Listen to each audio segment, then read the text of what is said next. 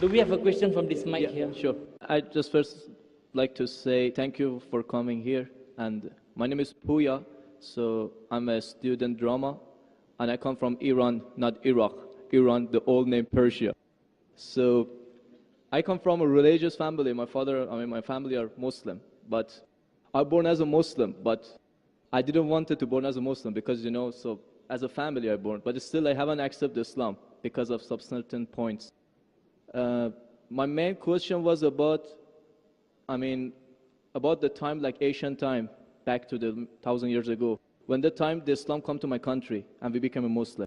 So as I read in the history and those kind of stuff, I found it out that the Arab countries, so they attacked to my country and they invade my country and they brought Islam by force without my king accepted. So Persia was an old country and it was the most civilized country from the ancient time until now. We believe a real God, we were worshipping a real God, and our religion was Zarathustra. So he was a prophet also. So we believe in good deeds, good thought, good words. So even Cyrus the Great, he was the king of the world, and he was doing a lot of good things. Even some people, they was confused that they called him Masih. He was doing many good things, but he was never said, I'm a prophet, I'm a God. But even though that king, when he attacked the other country, he never killed a civilian, he never raped a woman, and he never made them to change the religion. Even somebody was worshipping a cow, he respect for them, even though he was worshipping a real God. He could make them to worship also same as what is worshipping. But in the Islam way, if you're going to promote your religion, doesn't mean that you have to force it to somebody else or you have to make them to accept that religion. Because, human being means freedom. So anyone, they should have a right, human rights. So maybe those people, they didn't want that religion. So why they have to attack and, to bring it by force? That was the main question that made my heart a bit, to make my belief go down. So. Brother, are you Parsi? Pardon? Yeah, I'm from Fars. Are you a Parsi? You mean Farsi? Are you a Parsi? Are you a Zoroastrian? No, I'm not following any religion. You don't belong to any religion. I don't believe. But you said your parents were? My parents are Muslim, but because of this confusion and stuff, I never try to follow the religion. I just believe in real God and doing the good things. So you believe in real God and good things. What are the good things? Where do you get the good things from? Good things like I don't harm the others. Whatever I'm doing, not try to harm the others. That's the first thing. As much as you can do the good things, even helping the others, and believe in the real God, not worshipping a stone or leaf or whatever. And I believe God is single. So, but I didn't. So you have your own philosophy. So you want to bring a new religion. I'm not going to make any religion. I'm just following my brain because as I know, God gave us a brain. So I didn't make my mind busy by following the books. When I was 10 years old, I was just thinking until now even. So I tried to follow my brain. Thinking, he's saying, God as long as not a stone. Who told you stone is not a God? Anyway, I'll answer your basic question. Your basic question is that Muslims came to Persia and they conquered and they forced people to accept Islam. So no one should force at all. I agree with you. Point to be noted is that today the media promotes that Islam was spread by the sword. I am aware that there are certain black sheep in the Muslim community and there are certain Muslim rulers who did wrong things. But as a whole, Islam was never spread by the sword. Islam was never spread by the sword. It's spread by sword. Sword. Sword means force. Force, yeah. Like you said, now Muslims came and conquered Persia, etc. You see everywhere it's happening. There are wars taking place. But in Islam, it's clearly mentioned in Surah Baqarah, chapter 2, verse number 256. La ikraha fid deen. There's no compulsion in religion. Truth stands out clear from error. What we see today, if we analyze that we Muslims, we were the lord of the Arab lands for more than 1400 years. For the past 1400 years, the Muslims were the lord of the Arab lands. For a few years, the Britishers came. For a few years, the French came. But overall, the Muslims were the ruler of the Arab land. Yet today, there are more than 9 million Christians who are Coptic Christians. That means they're Christians since generation. If the Muslims wanted, they could have forced each and every non-Muslim to accept Islam at the point of the sword in the Arab land. These more than 9 million Coptic Christians, they are giving Shahada. They are bearing witness that Islam was spread by the sword. We Muslims, we ruled India for more than 1,000 years. We ruled India for more than 1,000 years.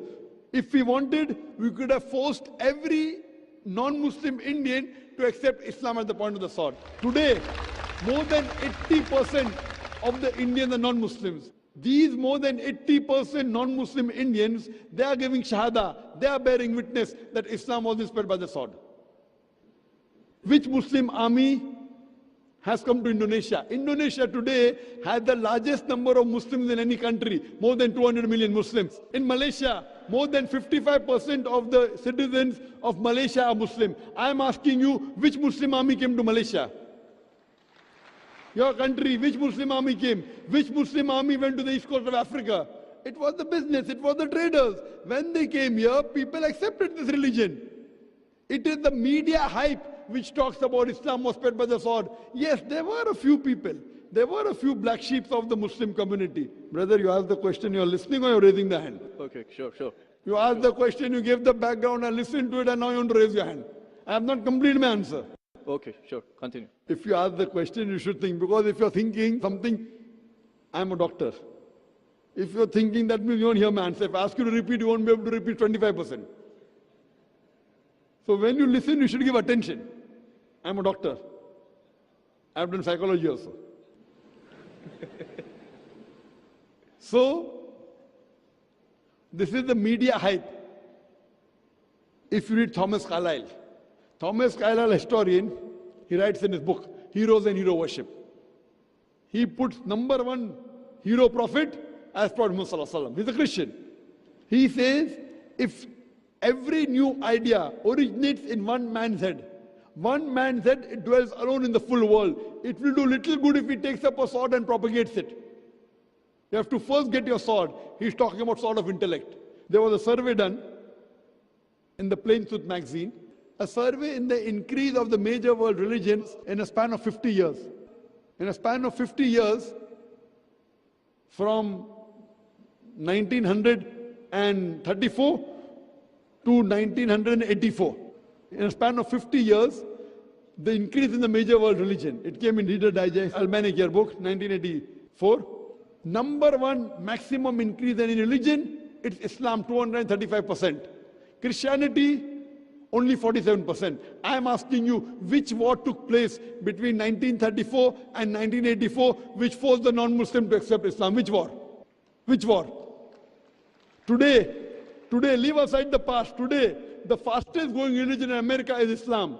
The fastest growing religion in Europe is Islam. I am asking you, who's forcing the Americans to accept Islam? Who's forcing the Europeans to accept Islam? You were not there born. Were you present in the past? Arabs came to my land and forced. Where were you present? This is history. Many things in history is false. So that's what? Okay. A very famous historian, Dilese O'Leary, he writes in the book, Islam at the Crossroad, page number 8. He says, history makes it clear that the legend of fanatical Muslims sweeping across the world, forcing Islam at the point of the sword, is the most fantastic, absurd myth that historians ever repeated. Who says that? Dilese O'Leary. History makes it clear that the legend of fanatical Muslims forcing Islam at the point of the sword over conquered races is the most fantastic, absurd myth that historians ever repeated. This is just in the media today. Muslim terrorist, Muslim terrorist. I am asking you, did any Muslim attack you in this country? No, never. But the media says Muslims are terrorists. Yeah, media is just nonsense. Yes, same way your history is also nonsense. When media is nonsense, the history is also nonsense. Some is correct, some is wrong. That's the reason, if you hear the answer, I would like to end my answer with the quotation of Dr. Adam Pearson. Dr. Adam Pearson says that people who worry that one day nuclear weaponry will fall in the hands of the Arabs, they fail to realize that the Islamic bomb has already been dropped. The bomb of peace. It fell the day Prophet Muhammad, peace be upon him, was born. Good. Thank you, Doctor, for your answer. But the point is, I didn't get the right answer because that's not media, that's history. And history is not something that can be written the false way, because if it be written the false way, it can be changed. But that was the true history in all over the world and is written every Brother, did you places. hear my quotation of Delesi O'Leary? Can you repeat it? Repeat what? Repeat Delesi O'Leary's quotation. I said it twice, not once, twice. Most of my answer was once. I said twice. Now repeat it. Repeatedly 50%. So what's the point of repeating that word? I want to know whether it went into your head or not. No, because that's what is in my head is that is the history first thing. I am asking you, can you repeat the statement, the answer which I gave earlier? If you cannot repeat, that means it's useless me repeating the answer. You're not listening to me. You're thinking something. No, I'm listening to you. You're Can saying you repeat? that is made, that is can false, you that's the history. repeat the statement of Delesi O'Leary, a very famous historian? No, I can't. I'm saying it for third time. Listen to it and go behind the queue. Delesi O'Leary says that history makes it clear the legend of fanatical Muslims forcing Islam at the point of the sword over conquered races is the most fantastic, absurd myth that historians have ever repeated. Delesi O'Leary says history has been telling falsehood, and you're saying history, I believe in history. Delesi O'Leary is saying that what history says that Muslims are forcing Islam at the point of the sword is the most fantastic myth that historians have repeated. So you have got influenced by the myth.